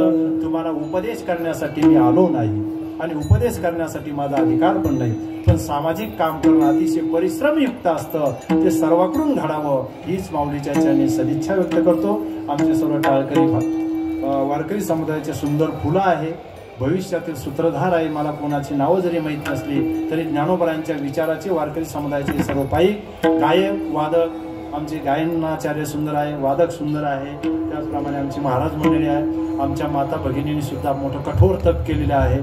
त्या तिकडं उभ्या राहिल्या नाही, पण कीर्तनात उभ्या राहिल्या. तिकडे जे उभ्या राहतात ना, त्या उभ्या राहण्याला अर्थ नसतो. कीर्तनात जे उभे राहतात ते कधीच पडत नसतात.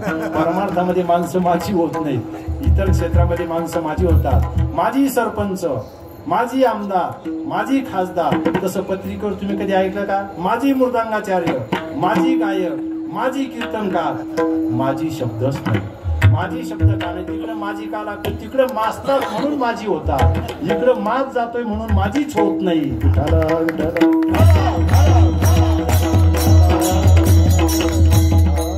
आहे तुमच्या सर्वांची. त्या माईने ते बाळ कडेवर घेतलं म्हणतो नको बाई एवढा त्रास, पण क्षमता आहे. त्या बाळावर प्रेम आणि परमार्थावरही प्रेम. अशाच राहा. जर मेलो तर पुढच्या जन्मी तुमच्या पोटी नंबर लावेल, कारण तुम्ही एवढी परिश्रम असा. तसं म्हणणार नाही मी, पण मेलो तर नक्कीच तुमच्या पोटी नंबर लावेल. काय प्रतीक्षा आहे की तितिक्षा अशा प्रकारची आहे. चांगलं वाटतं, समाधान वाटतं. परमार्थाची प्रगती अशा प्रकारची करावी. ज्या संतांनी तुम्ही आम्हाला हे विधान दिलेलं आहे त्या संतांचं आपण भजन केलेलं आहे. चाल वगैरे बोलायची कोणाला नको ना, कारण पुढचा वेळ झालेला आहे. विठ्ठल जय जय विठ्ठल जय.